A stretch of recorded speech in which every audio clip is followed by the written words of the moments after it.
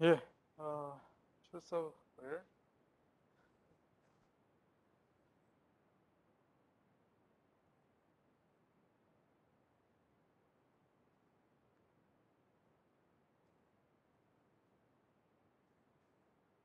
예, LMS 출석은 543번입니다. 깜깜한 오는데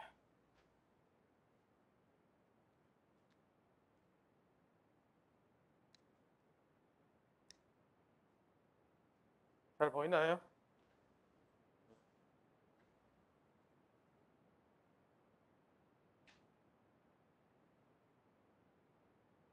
네, 첫 시간이니까 뭐 테스트만 해보면 될 것 같습니다. 543번이고 마스크를 좀 벗어도 되겠습니까? 안 되나? 자, 이번 학기 마이크로 프로세서를 같이 하게 될 저는 이상문 교수라고 합니다. 반갑습니다. 지금 인원이 몇 명이죠? 지금 참석인은 둘, 넷, 여섯, 여덟, 열, 11명, 둘, 넷, 여섯, 여덟, 열, 12명, 24명 정도 되네요.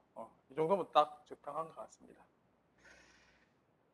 오늘은 간단하게 이제 마이크로 프로세서를 소개하고 또 방향을 한 학기 동안 어떻게 할지 설명한 다음에 마치도록 하겠습니다.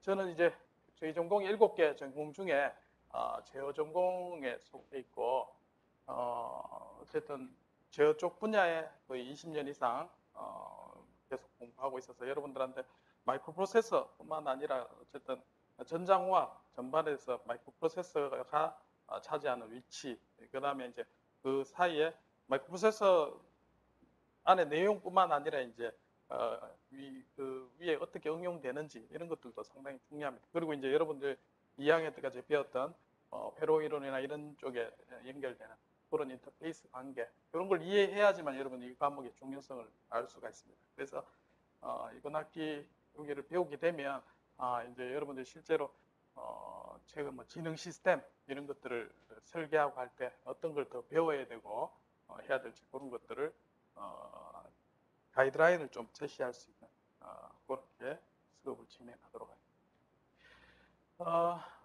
일반적으로 여러분들 이제 연구를 하시는 우리 학부에도 이제 여러 교수님들 많이 계시지만 이제 교수님들이 어떤 연구를 하나 보면 이제 학부 홈페이지에 들어가죠.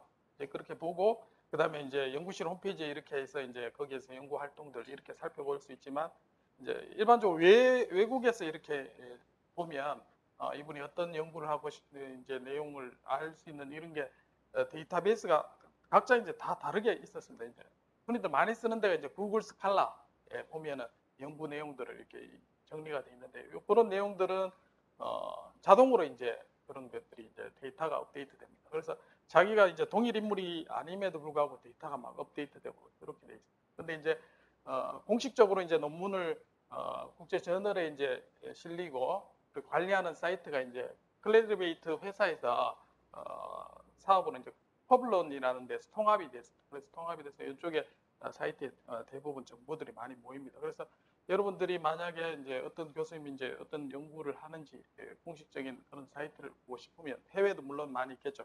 그래서 이제 찾아 들어가면 정보를 많이 알 수가 있습니다. 그래서 이제 최근에 어쨌든 제 논문을 이렇게 이제 했는 걸 인용을 많이 하죠. 인용을 하는데 어떤 사람들이 내 논문을 인용하나 이렇게 살펴봤을 때 제가 이제 모르는 사이에 굉장히 많은 사람들이 이제 논문을 찾는 걸 확인을 할 수가 있었습니다. 그래서 이제 제가 궁금해서 이거를 어떤 걸 뭐 내가 논문을 쓴 게 이제 다양한 분야가 있다 보니까 그래서 찾아보니까 과거에 이제 한 10년 전부터 했던 이런 형태의 논문들을 인용을 많이 했다고 그렇게 나와 있습니다. 그래서 주로 보면 이제 요즘 인공지능 이런 쪽에 많이 있으니까 그런 내용 중에 인공지능에 핵심적으로 쓰이는 게 이제 신경회로막, 뉴럴 네트워크 이런 것들을 수학적으로 해석하는 이런 일들을 많이 했습니다.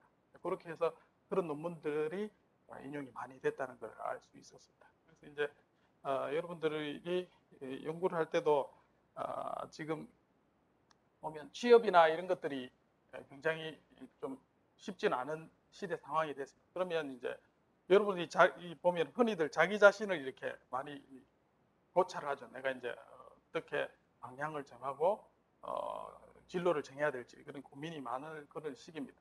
그러면 자기 자신을 물론 돌아보는 것도 중요하지만 중요한 것은 시대 변화가 굉장히 중요합니다. 앞으로 어떤 시대가 펼쳐질 건지 거기 이제 고민을 하고 연구를 하는 게 자기가 이제 스스로 이제 적성이나 이런 거 찾는 것만큼 그것도 중요하다는 거죠. 근데 대부분의 학생들은 시대 변화가 어떻게 바뀔지는 그냥 신문을 들어서 하고 자기 스스로 어떻게 연구하고 이렇게 바뀔 거다 연구 고민을 안 한다는 거죠. 그래서 미래 이런 것들을 여러분들이 조금만 신경 써서 살펴보면 여러분 진로 정하는데 훨씬 도움이 될 것 같습니다. 그래서 그런 측면에서 고민을 좀 해주시면 여러분들을 훨씬 좋은 진로를 정하는데 도움이 될 것 같습니다. 이제 마이크로프로세서를 간략하게 설명을 할 텐데 마이크로프로세서 과목이 전자공학 중에서는 제일 이제 핵심이라고 이야기를 할 수가 있습니다. 이제 마이크로프로세서가 잘 여러분들이 활용하거나 익숙해지면 이제 그 위에 여러분들 뭐 인공지능이라든지 다양하게 이제 할 수 있는 그런 여력이 생깁니다. 그래서 이 과목은 컴퓨터공학과에서는 또 다른 형태로 이 과목을 배웁니다. 그래서 외국 같은 경우는 ECE라 해서 전자공학하고 컴퓨터하고 합쳐져 있어요. 근데 저희 같은 경우는 전자공학하고 컴퓨터하고 따로 분리되어 있죠. 그래서 저희는 EE, 그래서 더블 E라고 더블 E하고 컴퓨터하고 그래서 컴퓨터에서 마이크로프로세서를 다루는 이런 관점하고 전자공학에서 마이크로프로세서 다루는 관점하고 조금 다릅니다. 그래서 이제 컴퓨터에서는 컴퓨터 구조적인 측면에서 이걸 고찰하고 그리고 내부적으로 컴퓨터를 설계할 수 있는 역량으로 이렇게 진행을 많이 하죠. 근데 이제 전자공학에서는 컴퓨터 설계 쪽 비중보다는 이걸 어떻게 활용하느냐 그런 측면이 더 강합니다. 그래서 이번 학기 여러분들이 이 수업을 듣게 되면 마이크로프로세서를 다루고 자기가 어떤 지능 시스템을 만들 수 있는 역량까지 좀 끌어올리는 게 목표가 되겠습니다. 그래서 이제 마이크로프로세서는 물론 주변 장치, 컴퓨터 하면 굉장히 이제 디바이스들이 많이 있죠. 근데 내부적으로 봤을 때는 핵심은 두 개가 이제 핵심입니다. 뭐냐면 ALU라 해서 기본적으로 연산을 하는 거죠. 수리적인 연산 또는 논리적인 연산, 뭐 덧셈, 곱셈, 뺄셈 이런 연산, 사측 연산을 하는 게 기본이고, 자, 그 다음에 중요한 게 그걸 수행할 수 있는 제어 신호가 있습니다. 그거는 이제 하드웨어적으로 구현을 하는 회로들이 있어요. 여러분들이 배웠던 뭐 어떤 다양한 논리 회로들 그런 것들로 이제 구성되어 있는 게 이제 두 가지가 있습니다. 그래서 두 개가 핵심 기능을 처리를 하는데 이런 데이터를 이제 주고받는 이런 장치들이 필요하죠. 임시적으로 그런 장치들이 이제 레지스터 이게 철자가 좀 틀렸네요. 레지스터 G입니다. 그래서 임시 저장 장소 이런 것들이 핵심 마이크로프로세서에 포함된 그 이외에 이제 기능들을 이렇게 많이 있죠. 그 다음에 I/O를 처리하거나 뭐 메모리는 여기 포함되어 있지 않습니다. 그래서 메모리하고 합쳐지게 되면 이제 주변 장치하고 합쳐지면 이제 우리를 그거를 마이크로 컨트롤러 이렇게 이야기를 합니다. 그래서 핵심적인 마이크로프로세서에 대한 거는 이 동작 원리를 배울 때 ALU하고 그 다음에 컨트롤 유닛 두 개를 한 다음에 나머지는 이제 메모리와 인풋 아웃풋 디바이스를 어떻게 연결되는가 그런 것들을 배우게 되겠습니다. 그래서 이번 학기에 여러분들이 배울 내용들이 뭐 이런 안에 세부적인 이제 회로나 이런 것들은 배우지 않습니다. 그리고 이런 블록 단위로 된 걸 어떻게 이용해서 이 전체 컴퓨터가 동작하게 되는지 그 원리를 배우는 게 주안점이 되고 그 원리를 배우고 난 다음에 그 다음에 어떻게 하냐면 얘를 써먹을 수 있어야 되죠. 얘를 가지고 어떻게 외부의 어떤 시스템을 구축할 때 활용할 수 있을지. 그래서 이제 지식이 하드웨어적인 지식뿐만 아니라 이제 이걸 쓸 수 있는 소프트웨어 지식 그 사이 이제 두 개가 같이 병행되기 때문에 일반 컴퓨터 공학에서는 이걸 배우기가 이제 사실 쉽지 않은 그런 어려움이 있지만 전자공학에서는 여러분들이 논리회로 그다음에 전자회로 회로이론 이렇게 배우면서 이게 단계적으로 마이크로프로세서를 배울 수 있게 되는 겁니다. 자, 그래서 이제 2학년 때까지 전자공학부 학생들이면 논리회로 배우죠. 논리회로를 배우는데 제일 처음에 이제 배우는 게 AND OR 게이트를 배웁니다. 자, 이걸 가지고 또 이제 논리회로는 두 가지가 있습니다. 순차회로, 그 다음에 뭐가 있죠? 순차회로하고 또 시퀀셜 로직하고 컨비네이셔널 로직 이렇게 돼 있죠. 자, 그렇게 해서 컨비네이셔널 로직을 먼저 배우죠. AND OR 게이트로. 자, 이렇게 이제 해서 우리가 어떤 입력을 만들 때, 자, 예를 들면 이게 이제 어떤 논리가 들어가는 어떤 회로를 만드는 게 지능 회로가 되겠죠. 그래서 모든 입력이 1일 때만 출력이 1이 되는 그런 회로를 만드시오 하면 어떻게 만들면 되겠어요? 입력이 3개가 있다 했을 때. AND 게이트 3개짜리 입력을 만들면 되죠. 그럼 만약에 AND 게이트 2개 입력만 있는 것만 있다 그러면 2개를 연결해서 3개짜리 만들고 그렇게 구성하면 되겠죠. 자, 이렇게 해서 우리가 원하는 논리 회로를 컨비네이셔널 로직 가지고 여러분들이 이제 충분히 만들 수가 있습니다. 근데 입력이 100개 이상 되면 어떻게 돼요? 아주 많은 입력을 가지고 예를 들면 화면에 이제 이런 스크린들이 각각 픽셀마다 입력을 받아서 내가 어떤 조건이 됐을 때 출력을 보낸다. 예를 들면 이제 여기 1000 x 1000짜리 스크린에 입력을 받아서 내가 어떤 데이터를 처리한다. 그러면 이제 이 논리 게이트가 굉장히 복잡해지겠죠. 그리고 복잡해지는 것만 문제가 되는 게 아니라 이 게이트마다 딜레이들이 존재합니다. 그러면 내가 원하는 논리가 입력이 왔을 때 바로 이제 출력이 나와야 되는데 뭐 그런 게 이제 원하는 대로 동작이 안 될 수가 있죠. 그런 문제가 상당히 존재하게 됩니다. 자, 그 다음에 예를 들어서 이제 사거리 신호등 지역기를 내가 설계한다. 자, 지역기를 만든다고 했을 때 이런 회로 가지고 만든다 그러면 어떻게 만들 수 있겠습니까? 가능할까요? 여러분 2학년까지 이제 배우고 전자공학에서 이제 어느 정도 공부를 하고 이제 3학년 2학기잖아요. 자, 그러면 이제 사거리에 있는 신호등 지역기 여러분들 설계하고 디자인하시오. 할 수 있나요? 흔히들 집에 가면 전자공학 했으면 TV 고장 나면 TV 좀 고쳐봐 이런 얘기 듣죠. 저도 만약에 집에 고장 나면 저한테 요청받습니다. 고칠 수 있나? 못 고칩니다. 그 이유가 뭐냐? 그만큼 공부하고 있는데 왜 못 고칩니까? 그러면 이런 설계해라 했을 때 그러니까 기본적으로 설계 어떻게 하면 되겠다 이런 게 이제 머릿속으로 떠올라야 되는데 지금 이제 우리가 논리회로 정도 배운 상태에서 이걸 만든다 했을 때 될까요 안 될까부터 판단이 되겠습니까? 어떻나요? 신호등 지역이 신호등 어떻게 동작하죠?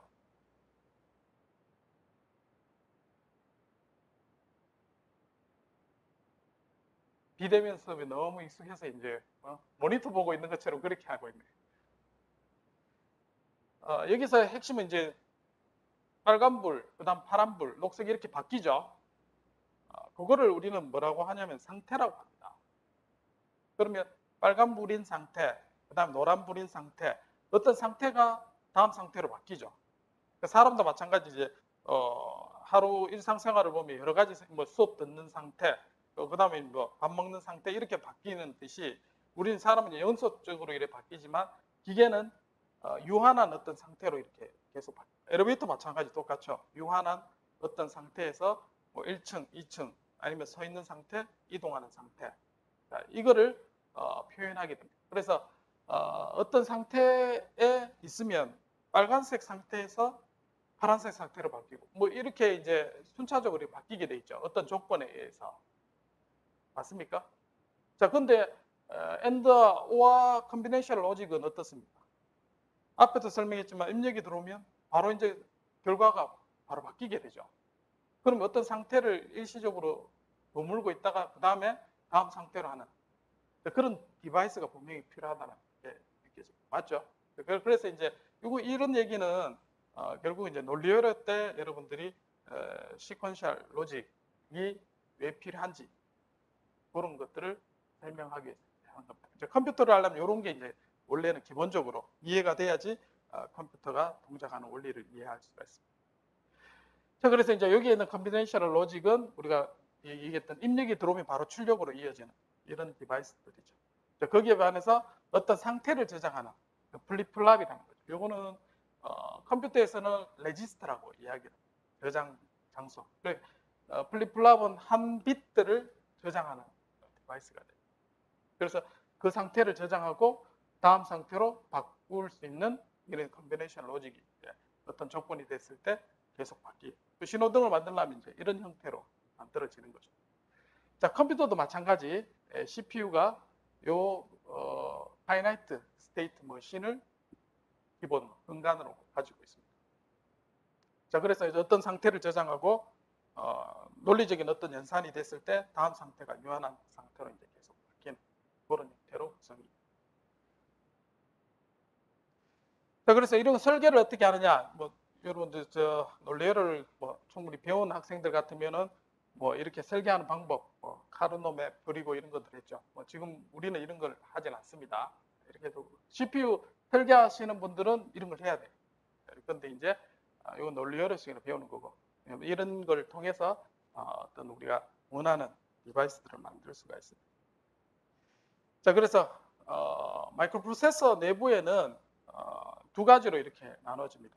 하나는 컨비네이셔널 로직이 있는 데이터가 흘러가는, 그 다음에 그것을 제어하는, 요거는 하드웨어로 되어 있습니다.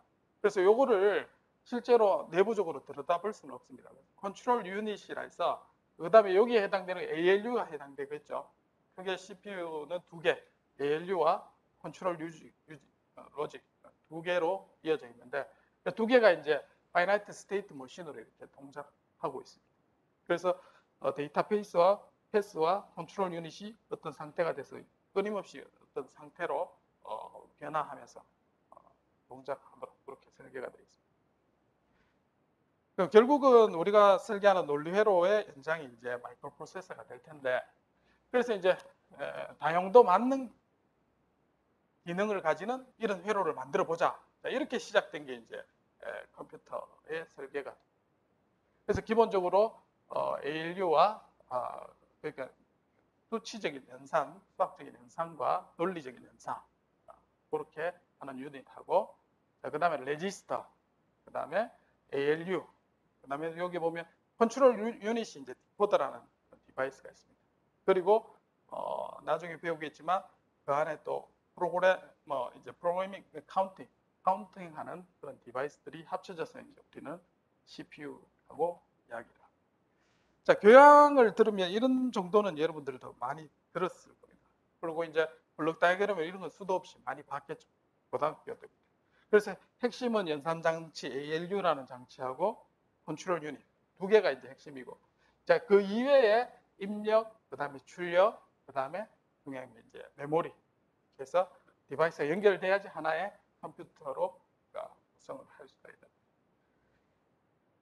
그래서 이제 내부적으로 보면 얘가 어떻게 생겼는지, 그 다음에 컨트롤 유닛이 어떻게 생겼는지는 우리가 다루지는 않습니다. 그걸 우리가 하드웨어적으로 설계하는 게 이 수업의 목표는 아니니까. 자, 문제는 이런 블럭이 있으면 얘를 어떻게 연결시켜서 얘를 쓸 수가 있을까? 어떤 원리로 동작할까? 자, 그거는 해석을 합니다. 그래서 여기에 메모리 안에 프로그램이 들어가겠죠. 또 내 프로그램을 짜면은 데이터도 여기에 메모리에 저장이 되겠죠. 그리고 연산을 하거나 어떤 처리를 하게 되면 내가 입출력 장치를 통해서 처리하다. 그거를 이제 우리는 마이크로 프로세서의 기본 단위로 이해를 할 수가 있습니다. 자, 그래서 정리를 하면 마이크로 프로세서란 연산 장치 ALU하고 컨트롤 유닛이 한 개 블럭으로 되어 있는데, 이게 이제 IC로 만들어졌다는 거죠. 그래서 소위 말하는 반도체로 칩으로 만들어진 걸 우리는 마이크로 프로세서라고 이야기합니다. 자, 그래서 이제 마이크로 프로세서 유닛은 ALU, 컨트롤 유닛, 레지스터. 여기는 메모리는 없죠. MPU. 거기서 외부의 디바이스에 해당됩니다. CPU에 더하기 메모리. 이렇게 해서 이제 우리가 사용할 수 있도록 그렇게. 자, 외부 연결은 어떻게 하냐면 하드웨어적으로 핀으로 연결시킵니다. 그래서 와이어링해서 핀으로 뽑아내서 데이터를 한 비트씩 다 이제 연결을 합니다. 그래서 한 비트 한 비트가 연결된 거를 우리는 이제 버스라고 이야기를 하죠. 그래서 이제 일반적으로 데이터 처리하는 게 8비트, 레지스트를 8비트끼리 연산을 하면 8비트 마이크로 프로세서, 16비트면 16비트, 32비트, 64비트 이렇게. 그래서 이제 그 핀이 연결되어 있는 다발을 우리는 버스라고 이야기를 합니다. 그런 형태로 확장해서, 그래서 여기에 핵심 유닛이 있으면 메모리 크기와 마이크로 프로세서 처리하는 용량, 이게 이제 다양하게 컨비네이션이 가능하겠죠. 그래서 마이크로 프로세서가 종류가 상당히 많습니다. 그리고 핵심적으로 얘를 설계하는 설계 도면이 따로 있습니다. 예를 들면 ARM이라고 들어봤죠. 그래서 ARM 또는 우리 예전에 많이 했던 그 PIC 또는 AVR 이런 마이크로 프로세서 종류들이 많이 있습니다. 그리고 이 설계 도면이 있으면 거기에 맞춰서 구현하는 회사가 또 따로 있습니다. 그래서 구현하면 삼성에서 만들면 삼성 ARM 이렇게 얘기를 하게 되죠. 그래서 여러분도 컴퓨터를 설계를 할 수 있습니다. 아키텍처를 효율적인 이런 프로세스를 따로 개발하면 자기만의 이름을 가지고 CPU를 설계를 할 수 있습니다. 자, 그래서 정리를 하면 마이크로 프로세서는 ALU, 그다음 컨트롤 유닛, 그다음에 요거하고 외부에 이제 메모리. 메모리하고 똑같이 생긴 게 이제 인풋 아웃풋 디바이스들이죠. 그래서 요 세 개가 엮여지면 컴퓨터 구성은 끝이 나게 되겠습니다. 우리 배워야 될 게 그래서 처음에는 이놈이 이제 어떻게 동작할 건지, 그 다음에 명령을 하는 것들이 여기 메모리에 들어가서 어떻게 순차적으로 동작하게 되는지 그런 것들을 배우게 되게 됐습니다. 그래서 세부적으로 어떤 명령어가 들어가고 실행이 되는지를 하나하나 이제 여러분들 살펴보게 될 겁니다. 그래서 이제 기능적으로 이게가 동작하는 걸 살펴보면 이제 ALU가 어떤 회로에 의해서 이제 동작을 한다 그랬죠. 컨트롤 유닛으로. 이 동작할 때 제어 신호가 필요합니다. 이거는 하드웨어적으로 먼저 구현이 되어 있습니다. 그래서 이제 어떤 신호가 입력이 들어오면 컨비네이셔널 로직에서 답이 툭 튀어나오게 되어 있습니다. 그리고 어떤 상태가 저장되고 그 상태가 된 다음에 다음 상태로 계속해서 순차적으로 이기게 됩니다. 그래서 이제 그 다음에 이제 여기는 회로가 구성된 다음에 그 회로 구성에 따라서 데이터를 가져오고 쓰고 읽고 이렇게 이제 하게 됩니다. 그래서 연산할 데이터를 읽어오게 되겠죠. 자, 그 다음에 동작시키고 메모리 다시 저장하거나 출력 부분에 이제 데이터를 보내는 이런 동작을 수행을 하게 됩니다. 자, 요거는 기능적인 측면에서 봤고, 하드웨어적으로 얘를 파이나이트 스테이트 머신이라죠. 그런 형태로 보면 두 가지 상태가 있습니다. 컴퓨터는. 첫 번째는 명령어를 가져오는 상태. 내가 수행해야 할 명령어가 뭔지 가져옵니다. 그거를 이제 패치라 그럽니다. 패치 사이클. 그 다음에 데이터를 가져온 다음에 실행하는 그런 엑스큐션 사이클. 그래서 두 개 사이클. 그래서 클럭이 여러분들 1과 0을 이렇게 오죠. 이거는 마이크로 프로세서에서 생명줄과 같습니다. 그래서 수정 발진자에서 0과 1을 계속해서 주파수로 이렇게 발진하죠. 요즘 나오는 CPU는 이 클럭 주파수가 대략 얼마 되나요? 여러분 PC 가지고 있는 게 몇 기가 단위 이렇게 되죠. 1.8기가 뭐 이렇게 되죠. 자, 그러면 기가는 10의 몇 승인가요? 10의 12승 맞나요? 아니다. 10의 9승이가 10의 9승. 그럼 1초에 0과 1을 10의 9승 왔다 갔다 하는 거죠. 그러면 얘가 이제 패치하고 익스큐션 하는 게 한 클럭에 요걸 실행합니다. 명령어를. 그러면 명령어를 10의 9승계 실행할 수 있다는 얘기예요. 어마어마하게 하죠. 그러니까 여러분들이 아무리 프로그램을 길게 짜고 해도 여러분 이때까지 한 1000줄 짜봤나요? 프로젝트 좀 길게 하면 그래 짜는데 이 명령어로 이 잘게 쪼개서 이제 한다 하더라도 이거를 이제 거의 순식간에 처리할 수 있는 그런 성능을 보이게 되죠.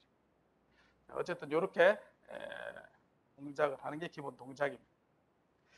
자, 여기는 프로세서에 대해서 얘기했고, 그 다음에 이제 메모리를 좀 알아야 됩니다. 그러니까 여러분들이 이제 마이크로 프로세서를 배우려면 외부에 이제 어떤 형상을 가지고 있는지 좀 봐야지 이제 이해를 할 있으니까.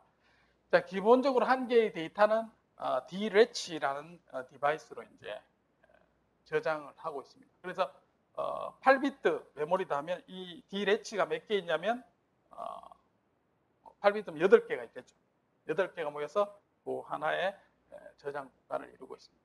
그래서 요게 이제 데이터 여기 보면 옆에 이렇게 사선으로 이렇게 표시했죠. 요거는 이제 데이터 사이즈를 얘기해요. 8비트짜리가 데이터가 들어오고 그 다음에 여기 주소가 해당되는 거죠. 그래서 8비트 데이터에 어느 주소에 있는 데이터를 끄집어내 주시오. 그러면 이제 메모리 안에 있는 그 주소의 값이 이제 밖으로 이제 나오게 됩니다. 이런 형태로 구성이 되어 있습니다. 그래서 N개 중에 특정한 내가 주소에 있는 데이터를 뽑아내고 싶을 때, 자, 그럼 이 어드레스 주소가 또 따로 필요하죠. 그래서 내가 어떤 데이터를 뽑아내려면 메모리 안에는 데이터 들어가는 게 있어야 돼요. 그 다음에 그 데이터의 주소가 필요하게 됩니다. 자, 데이터 사이즈죠. 자, 요건 데이터 사이즈죠. 자, 그러면은 그림을 그려보면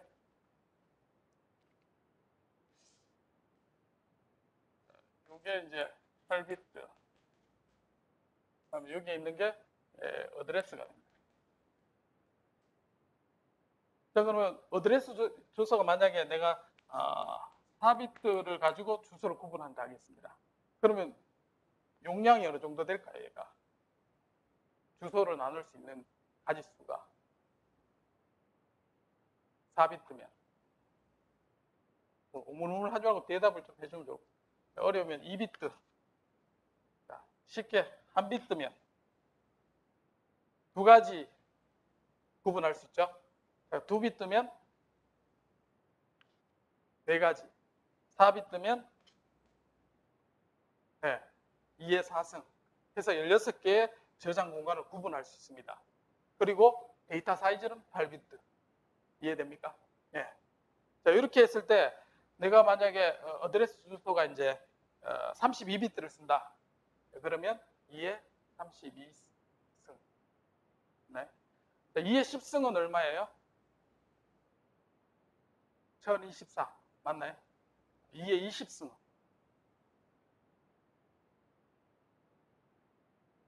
(2의 30승은) 자, 단위를 여러분들이 그 단위를 조금 계산을 미리 해보기 바랍니다. 거기에 익숙해져야 돼요. 2의 10승 단위. 2의 10승이면 1000, 1K입니다. 1K. 2의 20승이면 1메가. 1메가 정도. 그 다음에 2의 30승이면 1기가. 32비트면 4기가입니다. 됐나요? 네. 그런 단위로. 그러니까 메모리 사이즈가 보통 32비트 마이크로 프로세서를 쓴다 하면 주소가 32비트고 4기가의 메모리를 구분하게 돼요. 64비트는 기가 위에는 뭐예요? 테라. 네.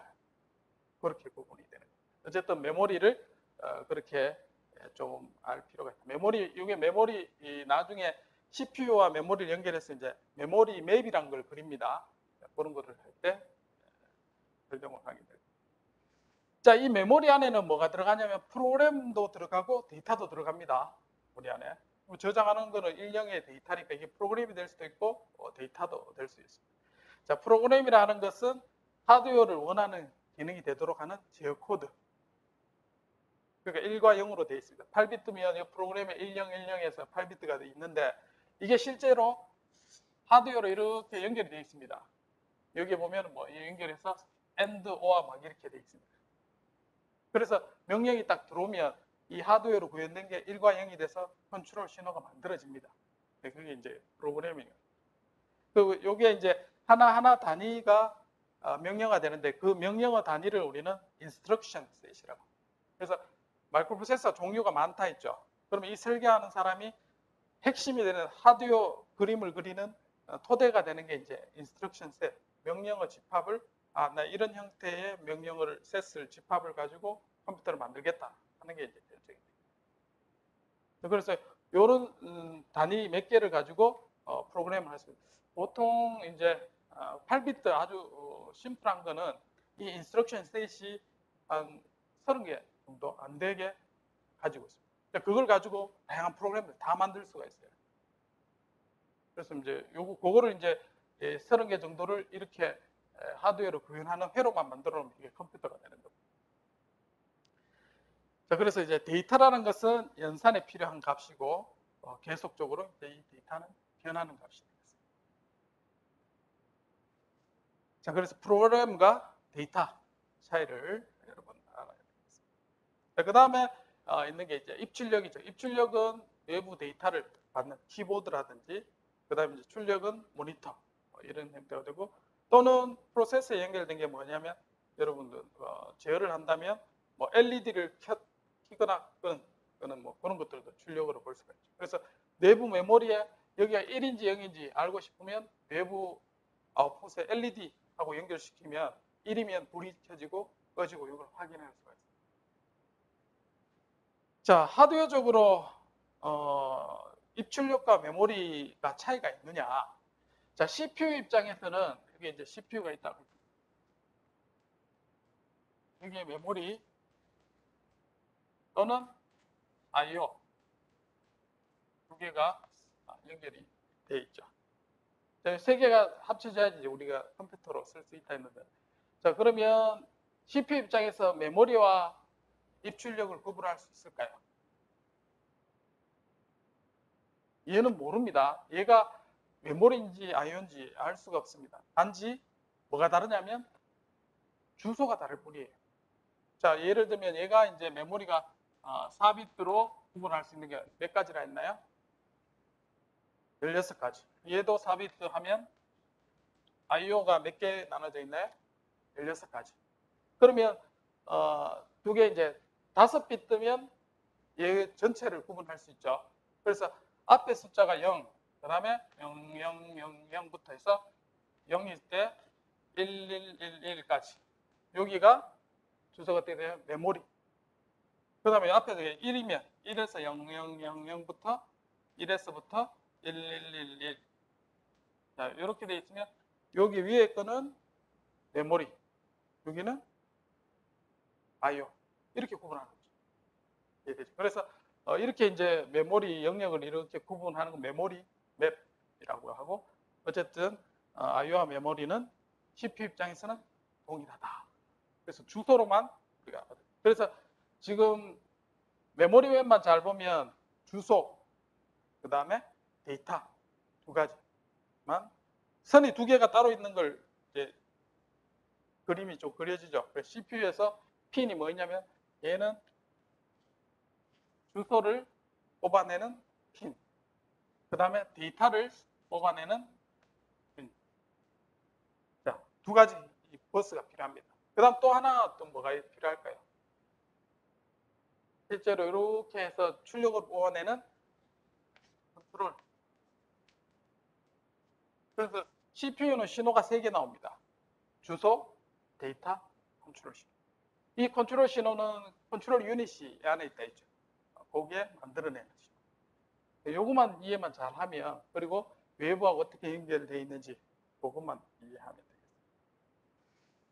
자, 그래서 이제 마이크로 프로세서는 4비트부터 나왔습니다. 그래서 1970년대에 돼서 인텔에서 4비트 마이크로 프로세서가 나오고 계속해서 업그레이드 됐습니다. 지금은 이거보다 이제 더 업그레이드 된 게 계속 나옵니다. 그래서 예전에 배울 때는 이제 16비트 정도, 8비트 배울 때 뭐죠, 여기에 이제 여러분들 PC에 쓰는 게 이제 80, 186, 286 세대, 486 세대 뭐 이런 얘기 많이 나죠. 그런 게 CPU 요때 나온 세대들을 이야기를 합니다. 여기 있네. 32비트, 386. 자, 그 다음에 64비트 이상 나오고, 여기 이제 교재가 여러분들 아트메가도 우리가 조금 다룰 거고, 지금 이제 여러분 쓰는 스마트폰 안에 있는 프로세서는 이제 ARM 프로세서를 씁니다. 이 ARM이라는 것은 ARM의 A는 애플리케이션 프로세서, 응용에서 주로 쓰는 그런 프로세서가 되고, 스마트폰에 주로 쓰는 그런 프로세서 용도를 말합니다. 스마트 TV나 스마트폰에서. 그 다음에 코텍스 R 시리즈가 있습니다. R 시리즈는 리얼타임 프로세서, 이제 항공기라든지 자동차에 들어가는 ARM 프로세서를 쓰고, 자, 그 다음에 ARM의 코텍스 M 시리즈가 있습니다. M은 마이크로 컨트롤러입니다. 방금 설명했던 이런 형태의 모터 컨트롤을 하거나 어떤 IoT에 쓰는 디바이스 용도로 쓰는 프로세서. 그래서 요거를 이제 우리는 ARM 시리즈로 멀티미디어 주로 많이 쓴 그런 프로세서를 배우게 될 겁니다. 자, 컴퓨터가 최근에 이제 앞에 했던 4비트 이렇게 반도체에 의해서만 만들어졌느냐? 그게 아니라 거의 뭐 최초에 나온 컴퓨터로 동작하는 자율주행 자동차라고 할 수 있는 게 있는데 이 디바이스는 레오나르도 다빈치가 설계한 진짜 천재죠. 그래서 여기에서 프로그램을 합니다. 앞으로 얼만큼 갔다가 우회전하거나 이런 걸 프로그램을 짜면 지가 알아서 자동으로 이렇게 하는 거예요. 알았어. 그러니까 이제 이때는 메모리에 저장하고 이런 디바이스들이 없는 상태에서 이제 그런 것들을 보완을 해내서 이제 그러니까 지금으로부터 한 400년, 500년 전에 벌써 이제 그걸 생각해낼 수 있다는 거죠. 자, 그 이후에는 이제 지금 여러분들 많이 봤을 겁니다. 이제 이게 뭐 이제 보스턴 다이나믹스에서 나오는 로봇이 여기 이제 관절 하나에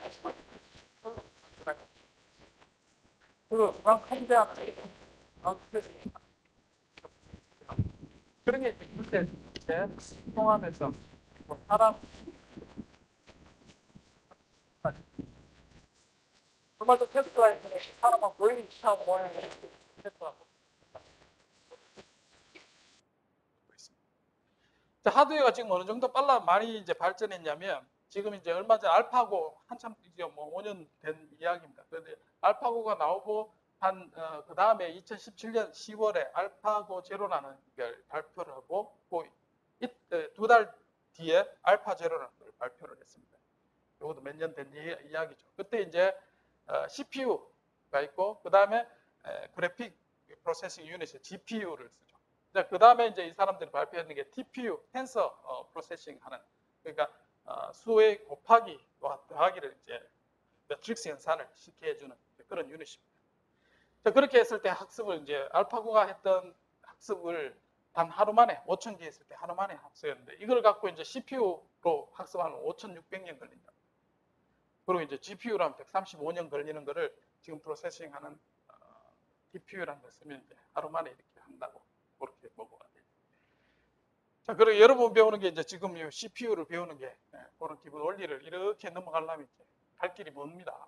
열심히 공부를 해야 돼요. 자, 이제 우리가 CPU를 이용해서 어떤 시도로 이제 흘러가고 있나?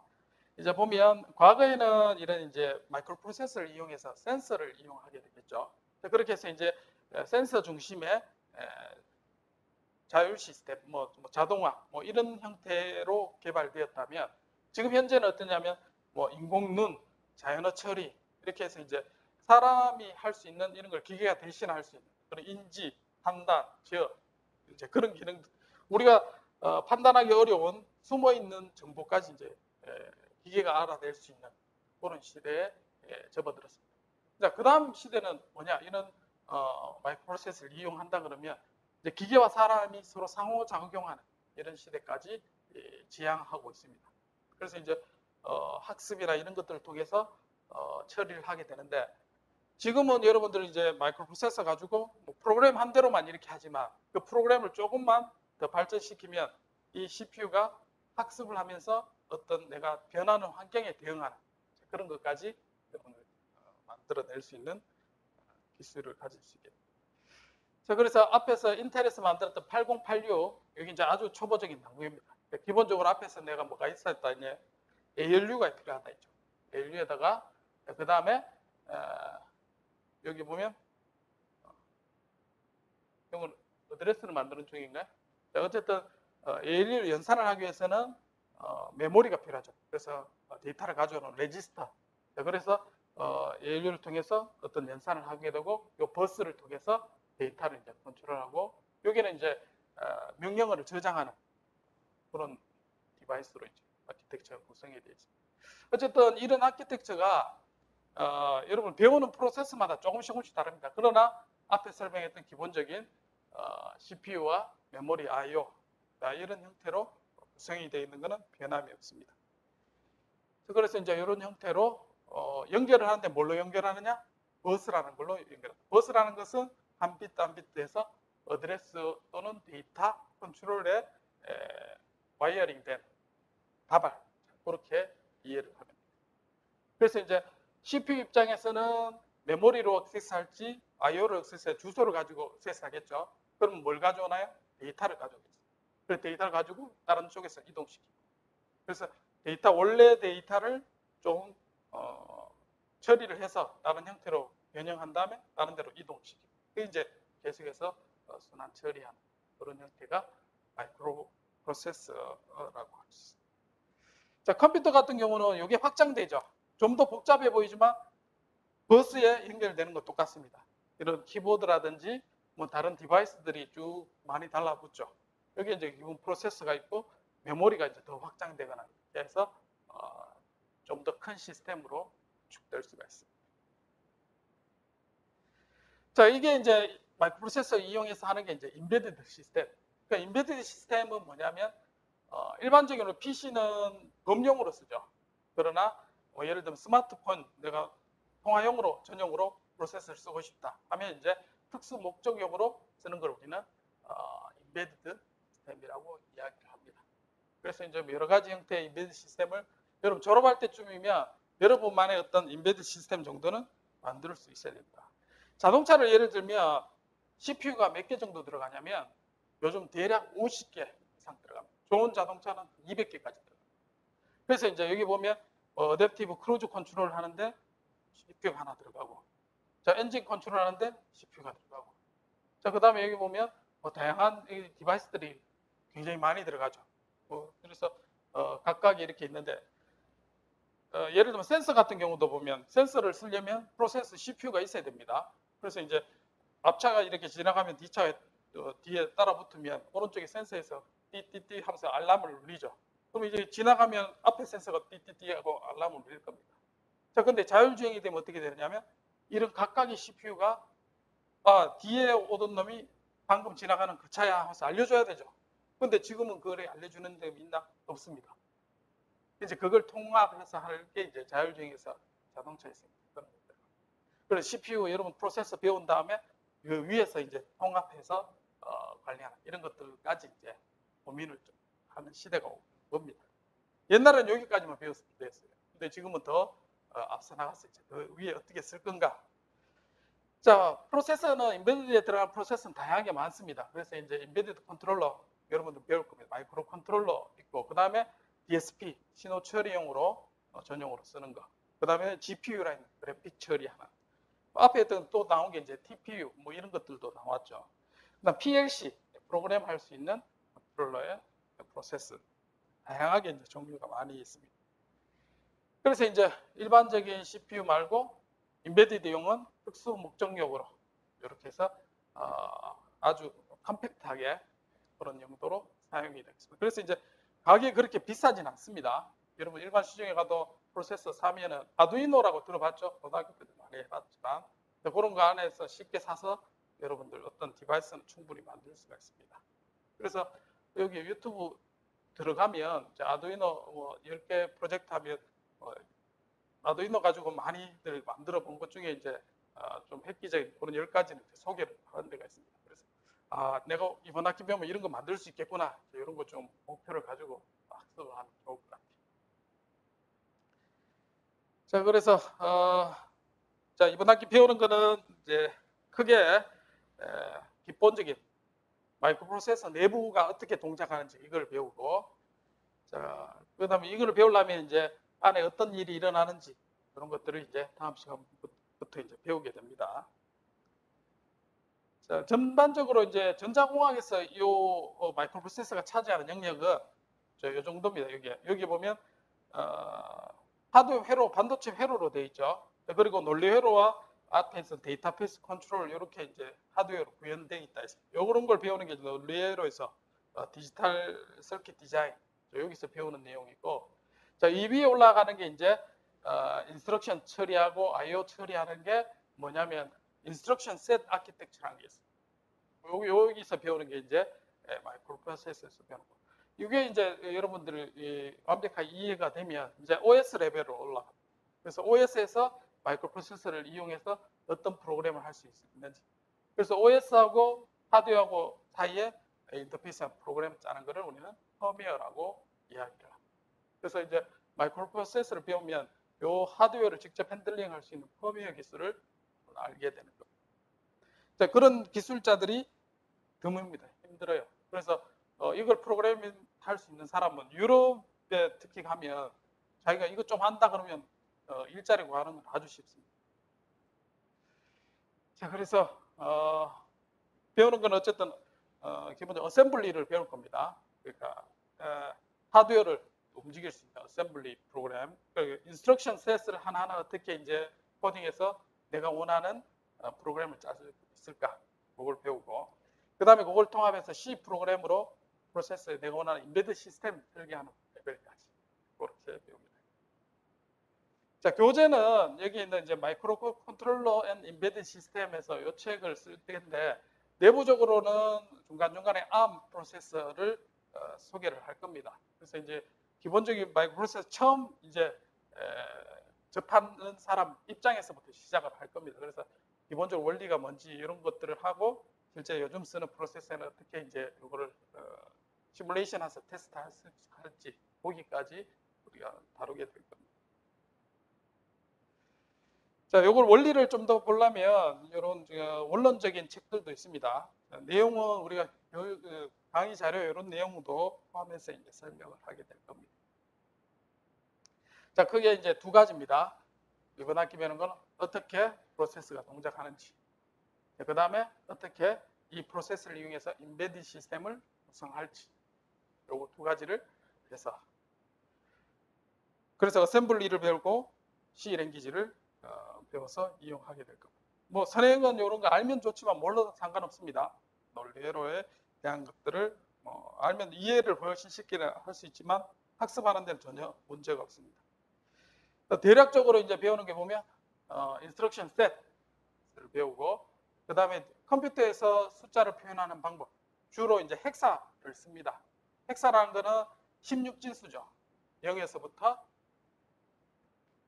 쭉 그 다음에 어떻게 A에서 F까지 16개 숫자, 이렇게 해서 16진수로 표현해서 4비트입니다. 4비트를 한 다발로 해요, 주로. 그래서 그게 익숙해지는 연산을 배우게 됩니다. 자, 그 다음에 이제 바로 어셈블리를 배우고, 그 다음에 핵심에서 이제 마이크로 프로세서에서 여러분들이 중요하게 이제 생각하는 게 인터럽트라는 개념, 외부 인터페이스 하는 용도입니다.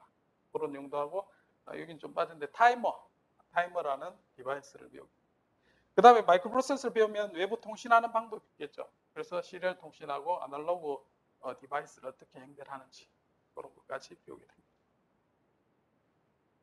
자, 그래서 나중에 결국은 이제 여러 마이크로 컨트롤러 개발할 수 있는 보드를 다룰 수 있게 될 거고, 자, 학습하는데 이제 여러분들 제일 이제 효율 보면 강의할 때 이제 책을 읽으면 10% 효율이 있다 그러면, 청강 들으면 20%, 데모를 직접 보면 30%, 서로 토론하면 50%, 실제 이제 해보면 75%. 제일 베스트 학습 방법은 가르치는 겁니다.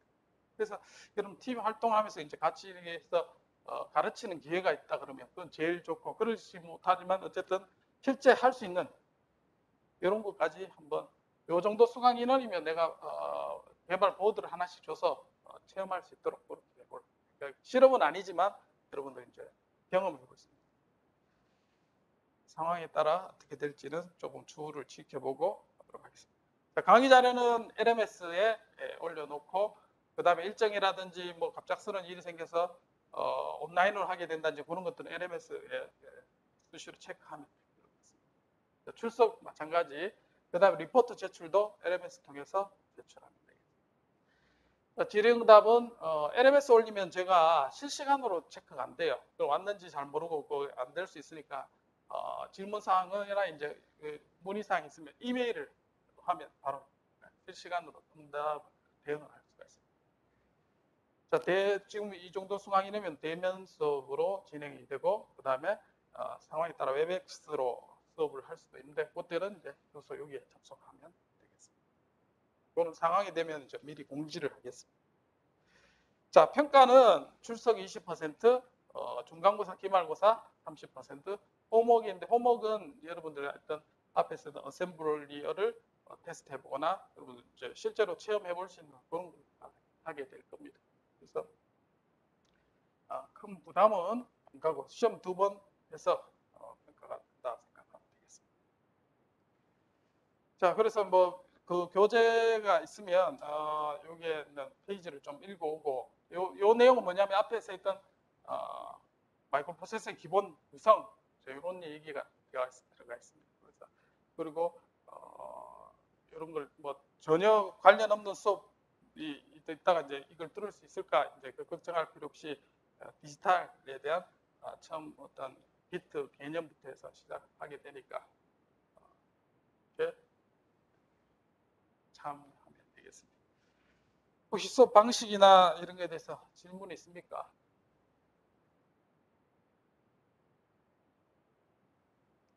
아유, 첫 시간부터 이렇게 수업 많이 따라가기 힘들겠다 이런 생각해서 혹시나 수강 정정할 사람 있나요?